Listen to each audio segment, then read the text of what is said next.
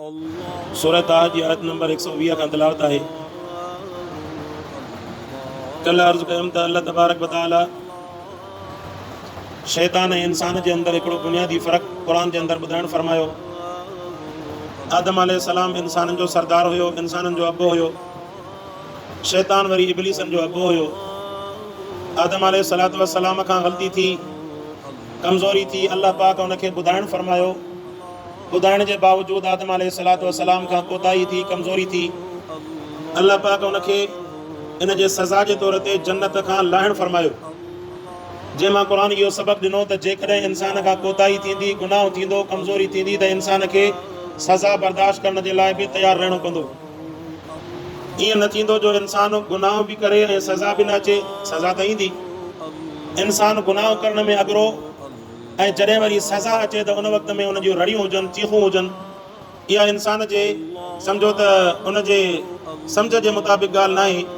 आदम अलैहिस्सलाम खां बि ग़लती थी, कोताही थी, पर आदम अलैहिस्सलाम अल्लाह तबारक व तआला जी रहमत मां नाउमीद न थियो, थकियो कोन तौबा कंदे। अल्लाह जे गफ़ारियत ऐं रहमानियत वारी सिफ़त जे अंदरि एतिरो उनखे यक़ीन हुयो जो सालनि जा साल रब खे ॿाॾाईंदो रहियो। सालनि जा साल अल्लाह जो नबी आहे, अल्लाह खे ॿाॾाईंदो रहियो, रब जी रहमत मां नाउमीद न थियो। वरना सोच असां वारी हुजे हा त चवे हा त मां त रब जो नबी आहियां, मुंहिंजी त हिकु राति में तौबा क़बूल थिए।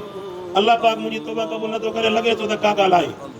ख़ुदा न ख़ास्ता नऊज़ बिल्लाह असां वारा माण्हू अहिड़ा सोचणु शुरू कंदा, लॻे थो त मां नाहक ते आहियां, लॻे थो त मूंखे जेको आहे वञी राफ़िज़ी थियणो पवंदो, या हिंदू थियणो पवंदो, या बुतनि खे पूॼणो पवंदो, या फलाणे जेको आहे पीर ते वञी करे बास बासणी पवंदी।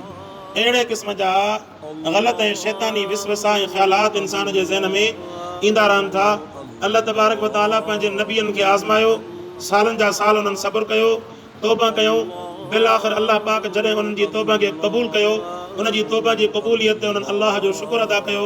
अल्लाह तबारक व तआला उन्हनि जे सब्र जा क़िसा रब क़ुर जे अंदरि ज़िक्र फरमायो। इहो सब्र जो मान आहे। अल्लाह खे हक़ आहे जो बाने खे आज़माए, बाने खे हक़ न आहे जो अल्लाह खे आज़माए। अल्लाह खे हक़ आहे जो असांखे आज़माए, असांखे बीहारे करे, ॾुख ॾेई करे, बुख ॾेई करे, उन ॾेई करे रोज़नि जे अंदरि आज़माइश ईंदी। इन आज़माइशुनि जो को सवाब ऐं दर्जो केॾो आहे, इन दर्जे जो जेकर इंसान खे अंदाज़ो हुजे, काइनात जे अंदरि कोई इंसान बेरोज़ात न रहे।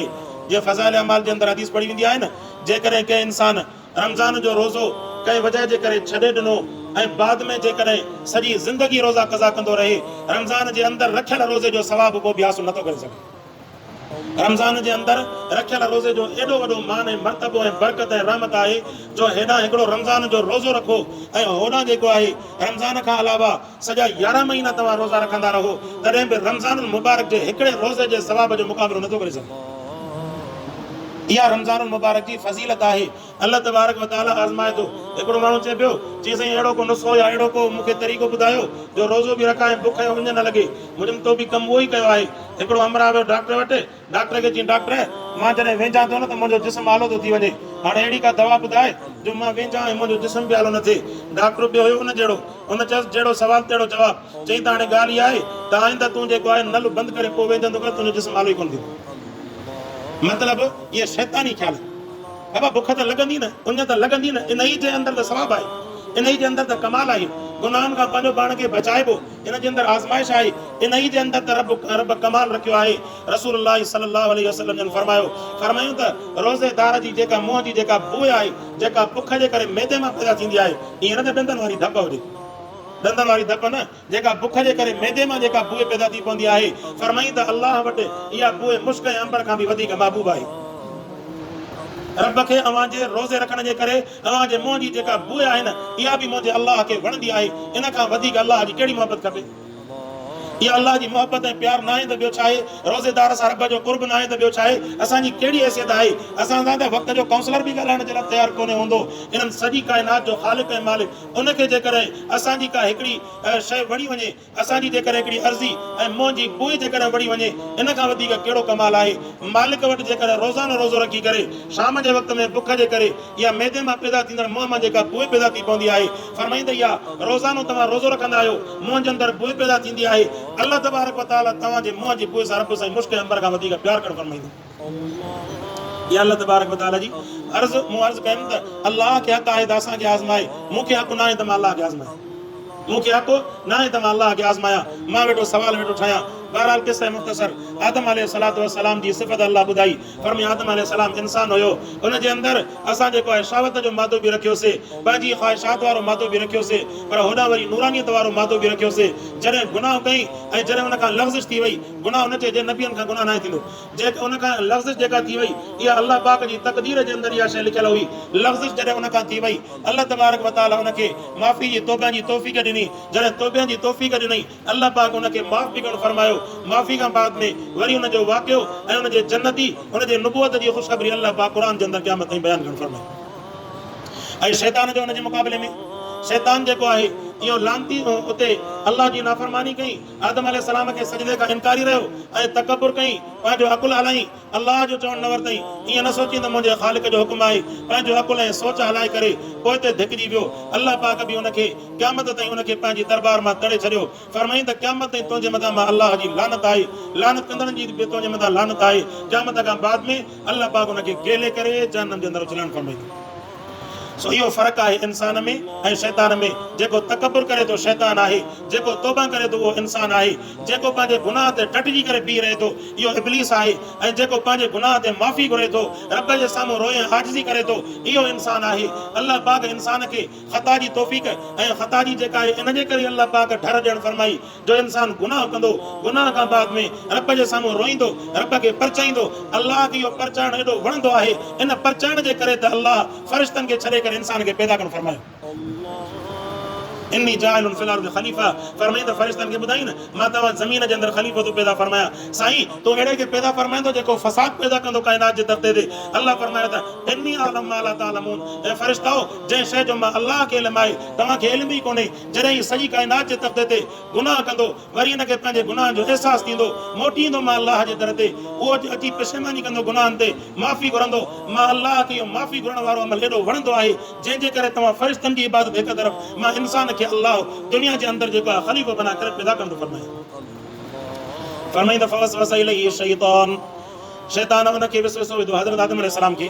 फवसवस इलैहि शैतान, सवाल विसवसो चइबो आहे ज़हन जे अंदरि ख़्यालु विझणु, बुराईअ जो इरादो हुन जे अंदरि दाख़िल करणु। इन जे करे उलमा फरमाइनि था त बुराई जो इरादो अचे फौरन माण्हू इस्तग़फ़ार करे पंहिंजे ख़्याल खे झटके छॾे। जेकॾहिं बुराई जो इरादो हलंदो हुन जे अंदरि सोच ईंदी हीअं चोरी कयां, चोरी करण जे लाइ कहिड़ा रस्ता वठी वञा, हेॾा फासी पवंदुमि, हेॾा ईअं कंदुमि, कूड़ ॻाल्हायां, हे कूड़ ॻाल्हाईंदुमि, मथां हिन में फासी पवां, वरी ॿियो कूड़ ॻाल्हायां, वरी टियों ॻाल्हायां। अहिड़े क़िस्म जा जेकॾहिं गुनाह जा रस्ता सोचींदो पोइ ते मोटण जी वाह ऐं रस्तो ई कोन मिलंदो। तंहिंजे करे जंहिं वक़्त में गुनाह जो इरादो थिए उन वक़्त में पंहिंजे ज़हन खे उछलाए करे इस्तग़फ़ार पढ़ी करे रब खां माफ़ी घुरे, ताकी अल्लाह तबारक व तआला हुनखे गुनाह खां बचण जी तौफ़ीक़ अता फरमाए ऐं नेकी बि हुनजे नामे अमाल में लिखाइणु फरमाए। फरमाई जेकॾहिं गुनाह जो इरादो कयो था रब गुनाह नथो लिखाइणु फरमाए, पर जेकॾहिं गुनाह करे थो अल्लाह हुनजे नामे अमाल में हिकिड़ो गुनाह लिखाइणु थो फरमाए। हुनजे मुक़ाबले में नेकी जो इरादो करे थो अल्लाह हिकिड़ी नेकी हुनजे नामे अमाल में लिखाइणु थो फरमाए। वरी जॾहिं नेकी करे थो अल्लाह पाक हुनजी जाइ ते 10 नेकियूं हुनजे नामे अमाल में लिखाइणु थो फरमाए। शैतान विसवसो विधो, क़ाल या आदम हल अदुल्लुक, चईंदा या आदम मां तव्हांखे ख़बर ॾियां अला शजरतिल ख़ुल्द, अहिड़े वण जे बारे में जेको तव्हां हमेशह रहंदा, व मुल्किन ला यबला, ऐं अहिड़ी बादशाही जंहिंजे अंदरि ज़वाल ई कोन हूंदो। जंहिंमां मालूम थियो हर इंसान खे इन्हनि ॿिनि शयुनि जी तलब हमेशह रहंदी आहे।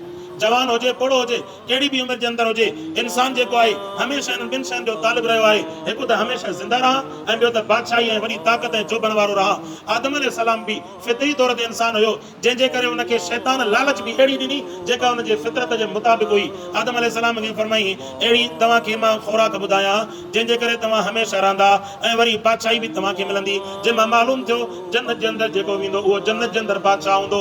जहिड़ी तरह दुनिया जे अंदरि बादशाह खे महलात हूंदा आहिनि, दरबार हूंदा आहिनि, ख़िदमत वारा हूंदा आहिनि, जीअं उहो हुकुम कंदो हुनजे हुकुम खां अॻु में उहो कमु पूरो थी वेंदो। फरमाई जन्नती जॾहिं जन्नत जे अंदरि वेंदो अल्लाह पाक हुनखे जन्नत जे अंदरि बादशाहत वारी ज़िंदगी अता फरमाईंदो, हिकु हमेशह वारी ज़िंदगी, ॿियो बादशाहत वारी ज़िंदगी। फाकला मिनहा, शैतान अची करे आदम अलैहिस्सलाम खे विसवसो खटको अची करे विधो। पोइ फरमाइनि था त विसवसे जे लाइ जन्नत जे अंदरि दाख़िला ज़रूरी कोन्हे, जन्नत खां ॿाहिरि ई शैतान हुनखे विसवसो विधो। आदम अलैहिस्सलाम ज़रा पंहिंजे इरादे जे अंदरि मज़बूत हुयो, उन शैतान जो तकड़ में चवणु न वरितो त वरी पोइ शैतान छा कयो, वञी करे पासड़ो वधई मां हवा जो उनखे चई हे जेको पको मुलो आहे हे चवणु मुंहिंजो विसवसे में अचे ई कोन थो, तंहिंजे करे तूं भला कम खे खण। हाणे पोइ जेको आहे औरत ज़ात कम खे खयो, तव्हां ॾिसो काइनात जे अंदरि मर्द केॾो बि ताक़तवर हुजे पर औरत जे वकड़नि खां रसूलुल्लाह सल्लल्लाहु अलैहि वसल्लम जन फरमायो अन्निसाउ हबाइलु शयातीन, जेके आहिनि औरतूं जेके आहिनि न शैतान जो जार अथव। मर्द केॾो बि ताक़तवर हुजे न अहिड़ो जेको आहे हुन सां हशर कंदी, जीअं चवंदो आहे न मौलवी, जीअं अहिड़ो हुनखे डोज़ ॾेई छॾींदो। जनवरी जे अंदरि हमरा खां पघर लहंदा चढ़ंदा, जनवरी में पघर हुन खां लहंदा चढ़ंदा। अहिड़ो अलाह पाक चवंदा आहिनि न, मर्द खे अलाह से ताक़त ॾिनी हथ जी ऐं कुवत जिस्म जी, औरत खे अलाह पाक ज़बान ॾेई करे हिसाब बराबरि करे छॾियो। तव्हां हथ हलाईंदा वेंदा वरो ज़बान हलंदी वेंदी, तव्हांजो हथ थकिजी पवंदो ज़बान कोन थकिजे, छा कंदो? त अहिड़े नमूने सां अल्लाह तबारक व तआला हुनखे पैदा ई खबी पासीरी मां कयो आहे, जंहिंजे करे हुकुम इहो आहे त औरत सां माण्हू हिकमत जे तौर ते हले। जेकॾहिं हुन सां न इहो ताक़तवर थी करे हलंदो त पोइ वरी अहिड़ा टोटा चवाईंदो यादि रखंदो। हा, इहो सबक़ु यादि रखिजो।